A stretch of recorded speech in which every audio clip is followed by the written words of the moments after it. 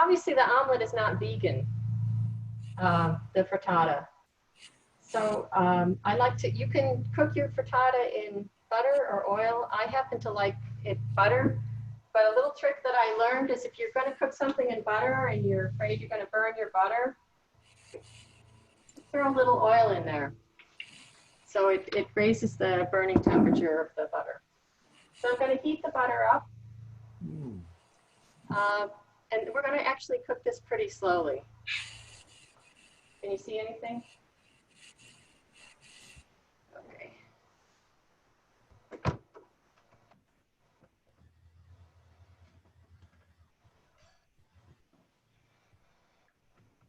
In the meantime, I'm going to put the beans in a dish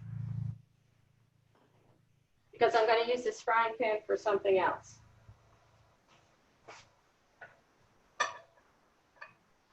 So the beans are done, or is it still slowly cooking right now?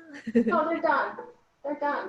Oh, they're done. Okay. It's incredible how easy that dish is. And it tastes great. It looks great. So I can show you, let's see, where are we here? I'll show you, you can see, I don't know if you can see this. Yeah. How brothy it is, right? Mm-hmm. Nice. Oh, it looks so good.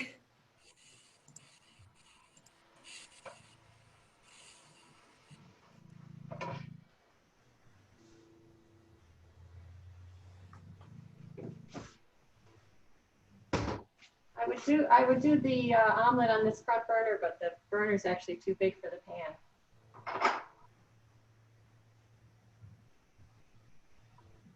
And learn how to cook. It'll be good for you. You muted? This making frittata. You muted? No.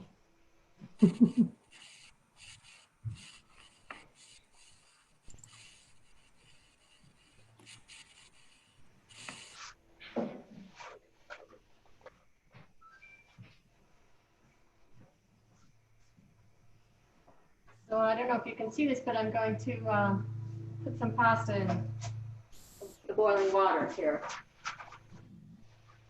So is that just regular spaghetti? This is regular spaghetti. So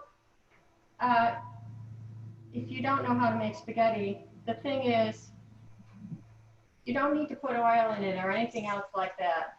You just need to stir it pretty frequently until it comes back to the boil, and then it'll pretty much take care of itself. I'm just going to get all this in here. So should we boil the water first and then put the noodle in? Yes. Yeah, you want the water at a full boil when you put the pasta in.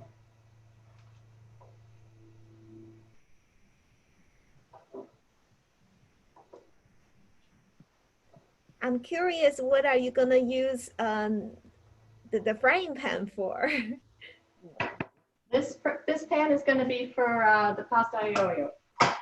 Pasta yo-yo. That means pasta with oil and garlic. Oh, okay. All right. So I've got my butter sort of sizzling, and I'm going to add my egg mix.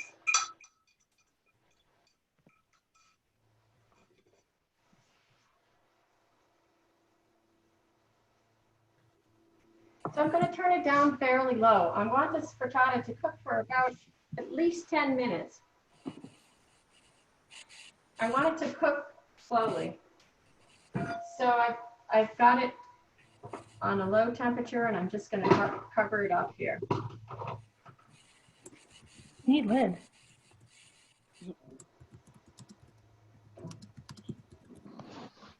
The nice thing about a frittata is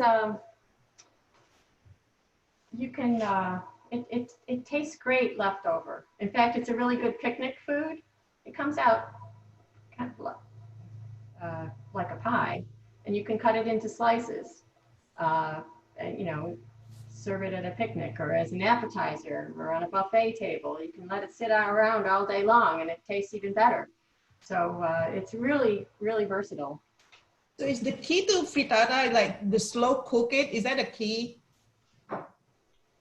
Yeah, that's the key. Okay. So, sorry, the thing about making a frittata, there's 3 ways that I know about it to make it. One is you do it the way I'm going to do it. I'll show you. The second is you do it on top of the stove so the bottom is cooked and nicely browned, and then you put it in the broiler to finish off the top. And the third way is you just cook it in the oven the whole way. But I'm going to show you how to do it on the stove so both sides get cooked. That's the correct way, right? No, no, no, it's just the way, you know, I learned how to do it.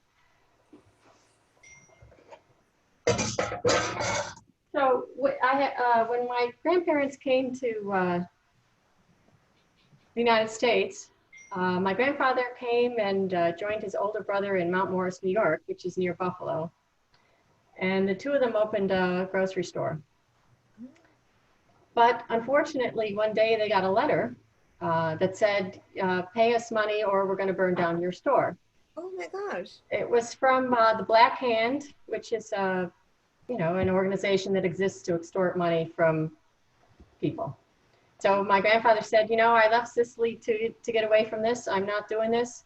And he moved with his young family to Rochester and became a truck farmer. So he rented property, land, and grew vegetables on the land. And all his children helped him, and then took the vegetables into the city on his truck and sold them from his truck.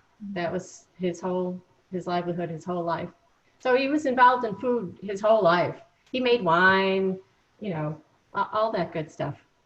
Wow. I wonder how he feels when he escaped from Italy from people like that, and then suddenly he realized, oh my gosh, there are people like that in America too. Yeah, I think he was pretty annoyed. But, you know, he did the right thing. So his brother stayed, and I don't really know the rest of that story. I don't know if he paid or they burned the store down. I really don't. I don't know what the answer was. But you know, there were a lot of Italian immigrants in Western New York at that time because of the Erie Canal. So they had been involved in building it and working on it.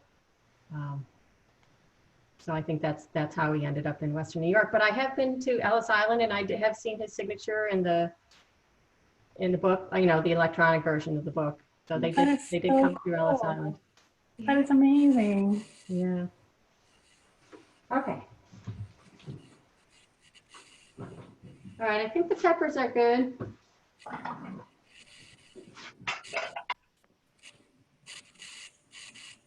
When your grandfather sold his food, his vegetables, you said they went to the city. Which city? Do you mean New York City? No, Rochester. Oh, okay. And they lived in Rochester, but he would go, you know. I was going to say that would have been a really long ride. No. Let's see, we got. Oh, here they are.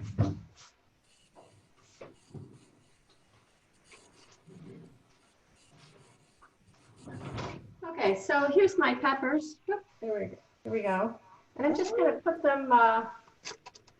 First, I'm going to put the garlic in first on the bottom. Here's the tomato. I'm just going to put all the peppers in this glass container.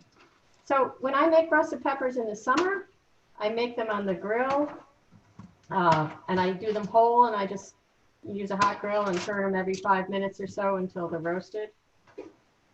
But in the, you know, when it's not summertime and you don't have the grill, this is how you do them. Is it easier to do it on the grill? It is a little bit till the end. So the trick is here, I'm going to cover this up because I want them to steam, and that's how the skin is going to come off. Cathy, can I ask which dish is Ad's favorite? Is which one? Sorry. Oh, which one is Ad's favorite? Oh, for people who don't know, Ad is Cathy's husband. I don't know. You know, he loves everything that I cook. Oh, that's I can't really nice. say. I mean, he does like greens and beans. Yeah, it has a nice flavor. But these roasted peppers, the steam is going to allow me to easily take the skin off. And then I'm gonna make a little salad out of it by adding some olive oil and salt. And then you use them to put on your sandwich, or you can put it in a frittata, or you can, I don't know, you can just have them around the house, and they're just wonderful to eat. So let's put these aside. I think I'm gonna that's take a the look at my- healthiest Italian dish I've ever seen. I'm sorry? That's the healthiest Italian dish I've ever seen. What's that, roasted peppers? Everything you cooked today looks so healthy. It is pretty healthy. And you know, the roasted peppers, they taste so great. They're so much better than what you get in a store. So I don't know, China, if you can switch the Yes. cameras to show. So this is the way the frittata looks right now. You can see there's some runny stuff on the top. So I'm just gonna lift it up. It's pretty solid underneath. I'm gonna put some of the uncooked egg underneath.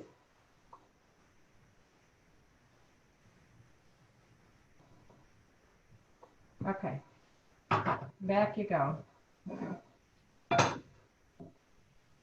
Okay, meanwhile, my pasta's almost done. So I'm gonna turn my heat on again here. And this is the exact same thing that we did with the escarole. I'm gonna put about, this time I'm gonna use maybe 2 tablespoons of oil. I used about a half a pound, a third of a pound of pasta, spaghetti.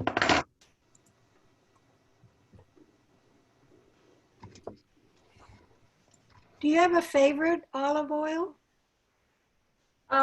You know, not really. I mean, I'm using Wegmans, and I'm not using extra virgin. Just using regular olive oil. Oh, run away. I don't use extra virgin olive oil unless I'm making something raw, a salad. Just to save money. Old habits, you know. My grandparents had olive oil in the big tin. Kind of like Vandy last week, right? He had it in a big plastic container. Oh, yeah. I think before my mom had her fancy kitchen, she used to use like a brick to crush the garlic. Right. Wow. Okay, so you see me putting my hand over here. I'm testing the heat of the oil, because I don't want it to be completely cold, but I don't want it to be too hot. So that feels good. Oh, it's a little warm.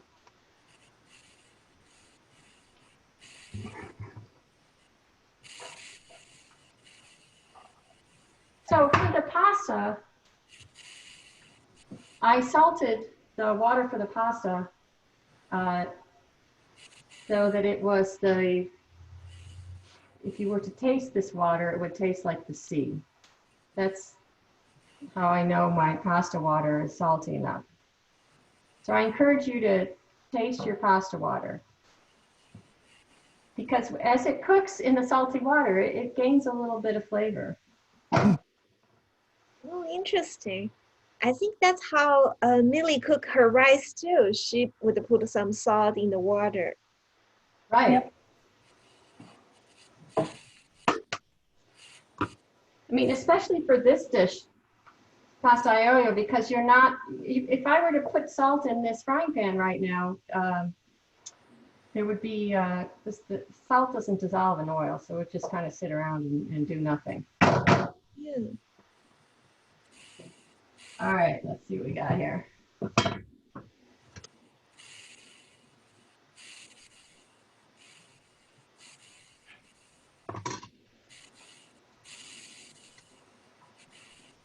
Perfect. Yay.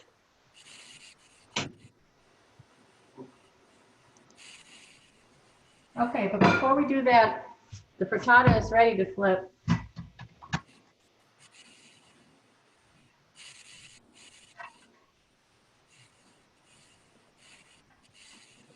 Okay, so I think, Jen, if you can switch to this computer.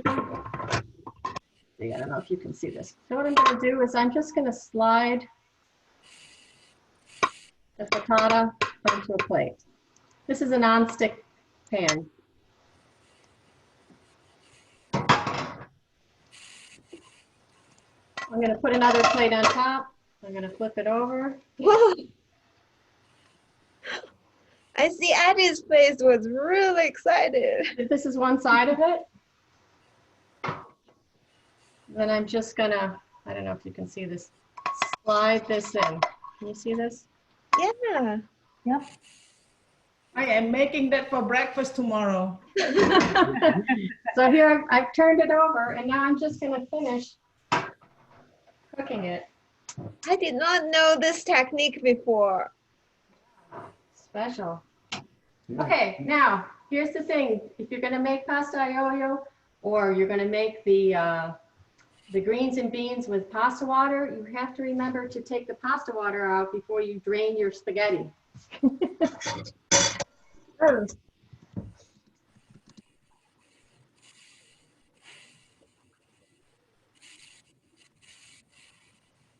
I'm just going to stick my little Pyrex thing in here. This measuring cup is probably 60 years old. It would belong to my mother. Wow.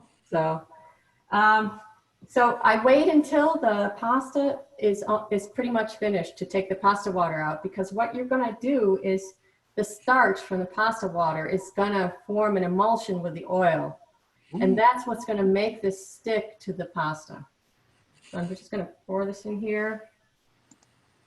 I'm going to turn it up a little, because I'm actually going to let some of the water boil off. Because I want it to get nice and starchy.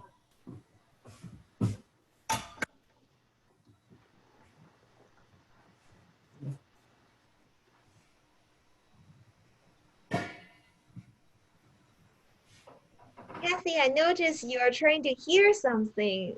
I just, wanted to see if it's done. Oh, All your senses, your touch, your smell, your sound, your sight, not quite.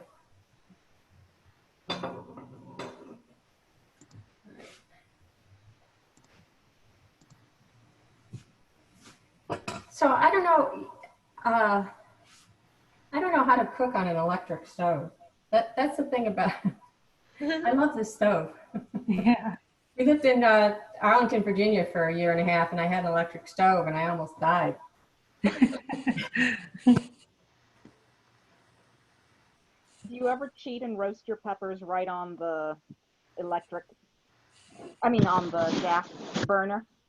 Oh yeah. That's it. When I had a gas stove. Yeah. And the other thing that is so much better that way is eggplant, right? If you're going to make baba ganoush, you roast it right on the flame. It has such a smoky flavor. It's really great. Okay, so I'm just going to drain. Now I know I have enough pasta water, I'm going to drain my pasta.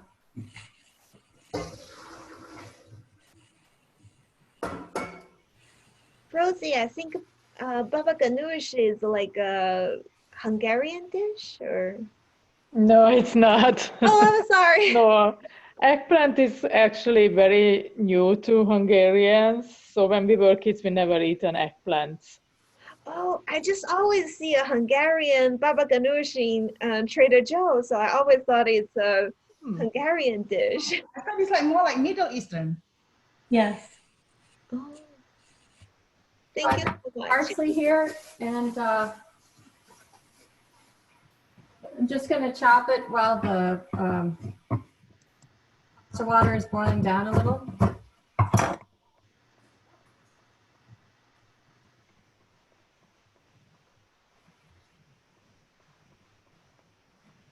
Smells good.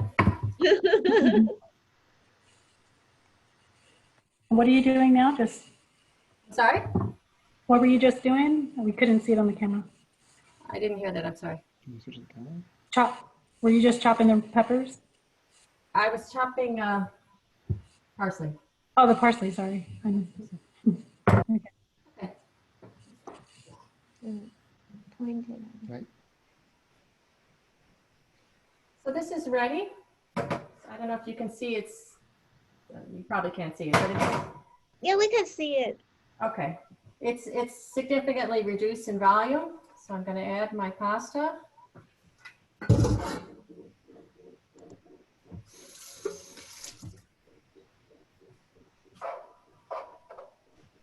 And I'm going to let it sit on the heat a little bit. Oh. This other guy's done. Is that about 6 ounces of pasta, or I'm sorry? is how much pasta is that? 8 ounces? Or- It's a third of a pound, so I don't know how many ounces that is. Less than half a pound. So here's my frittata.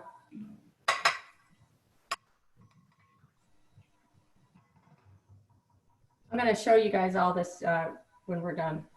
Oh, nice. So 3/4 of a pound is 12 ounces. About.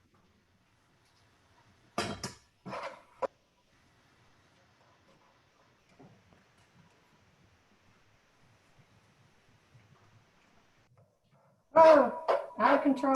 Parsley's out of control. So you can, this can be the finished dish, or you can add some cheese to it if you want. Lily says she really likes Parmesan. I do. Actually, we don't eat Parmesan. Oh, really? So we eat Pecorino Romano, which is made out of sheep's milk. Ooh. I think there are probably not a lot of cows in Sicily. So a lot of their cheeses were sheep's milk or goat's milk. Mm. Well, I never knew the difference, so I'm happy to know that now.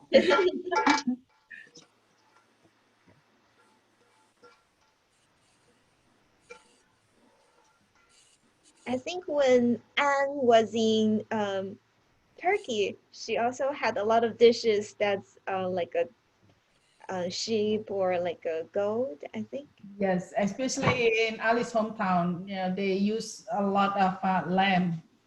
Oh. Ah, Yeah, cheese also, like feta made of lamb and goat milk. Mm. Mhm. I so think the last thing is we're gonna finish the peppers. So I don't know if you can see this. Yeah, the skin of the pepper is just coming right off.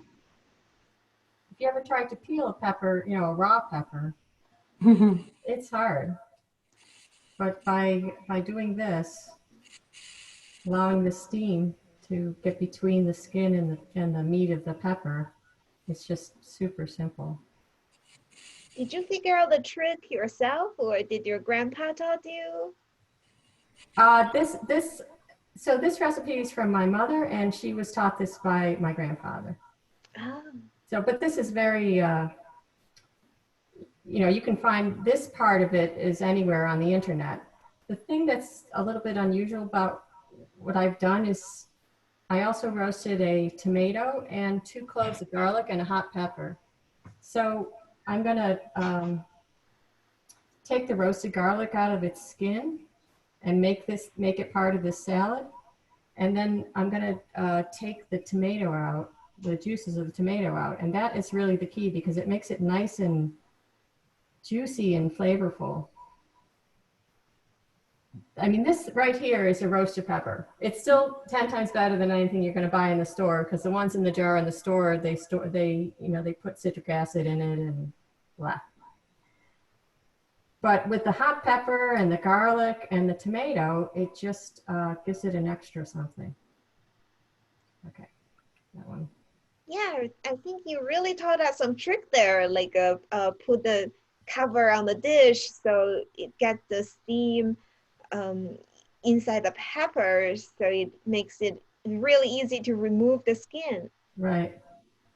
I mean, you'll also see if you look on the internet to how to, how to roast a pepper, you'll see people, put it in a paper bag, which works fine too, but I find the glass bowl with the lid works better. All right. What do you mean by putting it in a paper bag? Well, you could just take these peppers out of the oven or off the grill or off the stove, like Anna said. That's another thing. You can just roast them right on the stove. And just put them in a paper bag, and that'll achieve the same purpose. Oh. That is allowing the steam to separate the skin. So here's my little garlic, and I'm just going to squeeze out the inside of the garlic. So I've got a little roasted garlic here. Amazing. So this is my tomato, which, let me tell you, is a little hot. Can you freeze this salad? I'm sorry? Can you freeze the salad? Oh, yes. This is what my mother did. She would make a bushel of peppers, and then she would freeze them in the middle of winter. She'd take out the roasted peppers, and it was just heaven. Nice. Heaven. I'm just going to chop this tomato up a little bit. I've got a Roma tomato here. I think you get a little more juice out of a regular beefsteak tomato, but you can use anything you have. All right.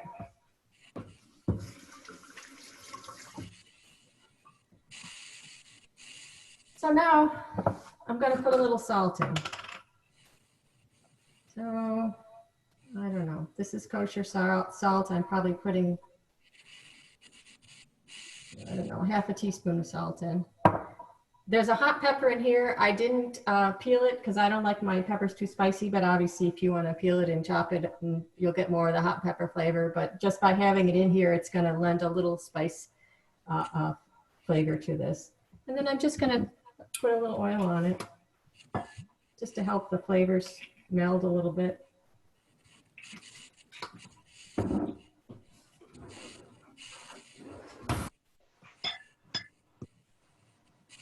And then you have roasted peppers or whatever use you want to put them to. So let me show you what we have here. Do you just throw away the skins then? I'm sorry, say again? Do you just throw away the skins then? Yeah. Okay. Wait a second. Trying to get my. Show you what I've got here. Ah, now we see the pepper. So here's the peppers. Here's the pasta aglio. This is the frittata. And I'll show you what it looks like on the inside.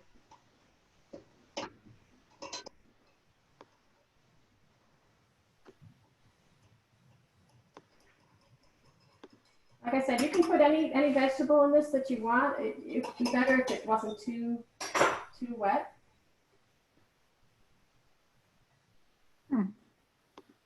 Okay.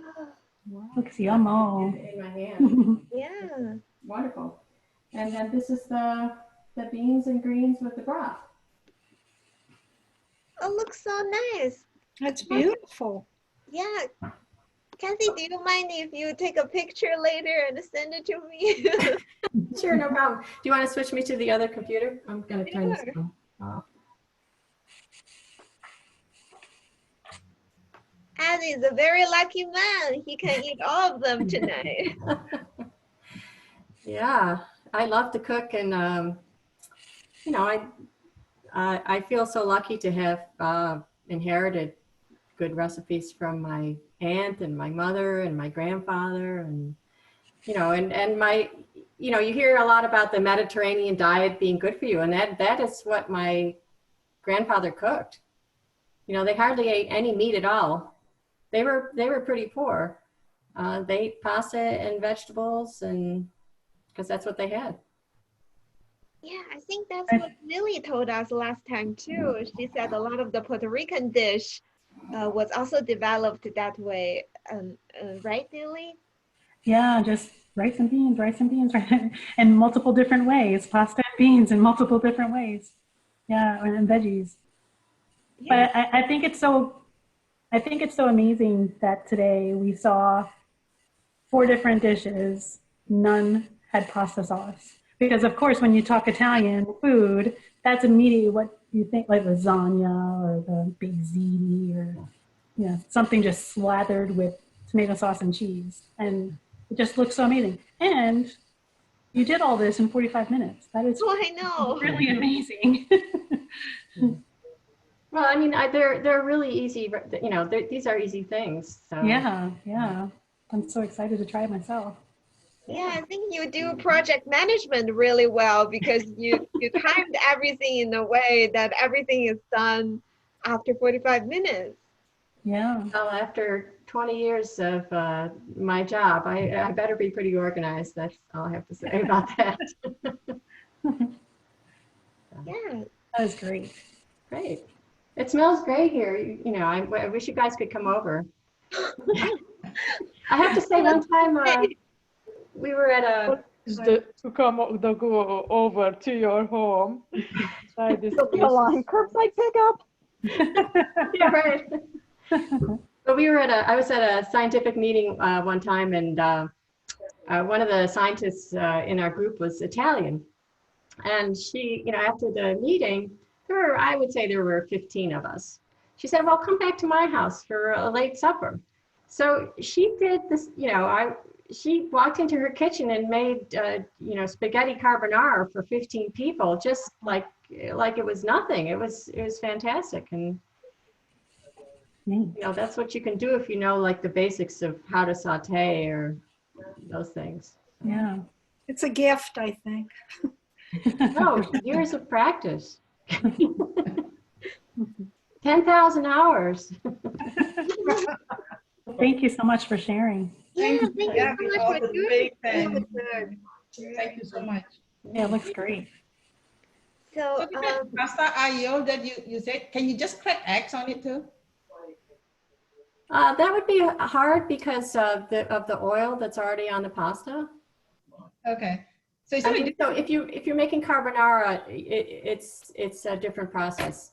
The cheese and the butter and the egg makes the amalgam or the emulsion that sticks to the pasta.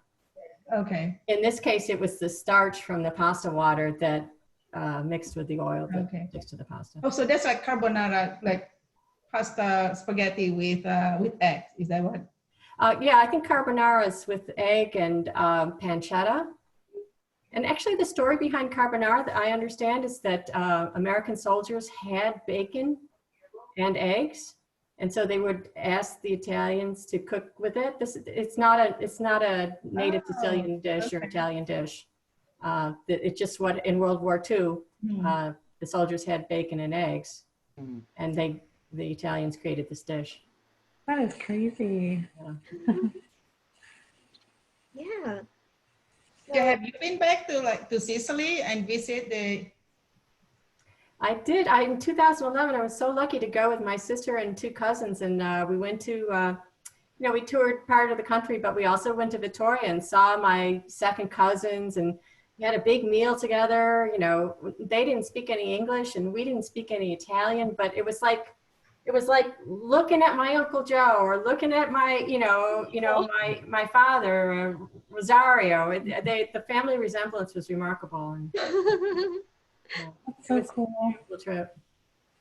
Yeah, that's so cool. If you have a chance to go to Sicily, honestly, it's just. Yeah. You Well, know, I had the chance to go to Sicily. We spent about like 9 days in Sicily.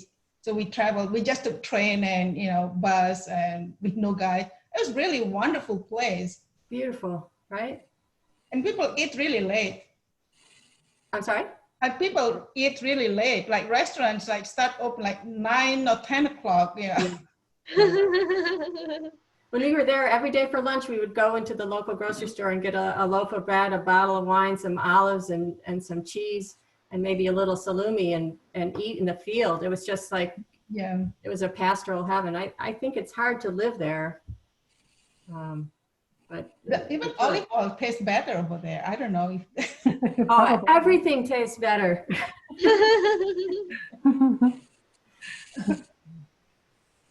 yeah. All right. Well, thank you so much. I really Thank appreciate you. that. It's Yeah, good to see everybody. Yeah, good to see you too. I'm going to head out. Thank you, Kathy. Thank you for sharing. Welcome. Kathy. Okay, bye. Bye. Thank you, Chen, for